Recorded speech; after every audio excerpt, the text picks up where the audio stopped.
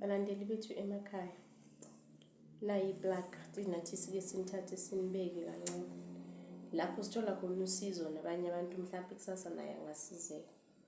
Kwayindlovu sinomuthi la, indlovu uqinisa umndeni. Zitholele indlovu uqinisa umndeni, kusasa ungathi sikuvalele phandle awutholanga usizo.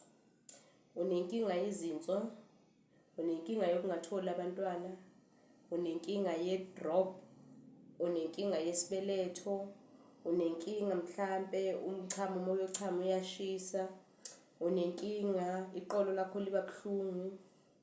Kuningi nje esingakubala, kodwa ngizobala lokho engizokubala njengamanje. Zitholile nayi indlovu balandeli bethu uqinisa umndeni. Uma uyiphuza ke balandeli bethu uyiphuza kanje. Thatha iglasi lakho, uthathe umuthi wakho uqinisa umndeni. Ushake. Njoba ngoshake ne.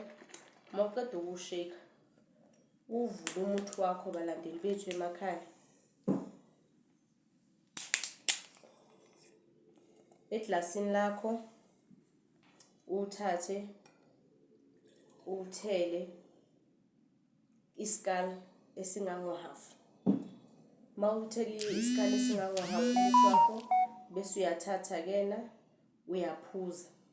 Mawuphuza lo muthi lona akusho ukuthi mawuphuze namhlanje noma uphuze kusasa kuzoba noshintsho kulezo insuku ezimbili ozobe uphuze ngazo.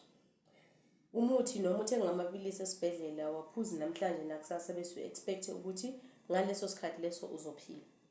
Thatha ke wena umuthi wakho uphuze ngendlela oboniswe ngayo ukuthi uphuze ngayo, uphuze mawuqeda bese kusasa uzobe right.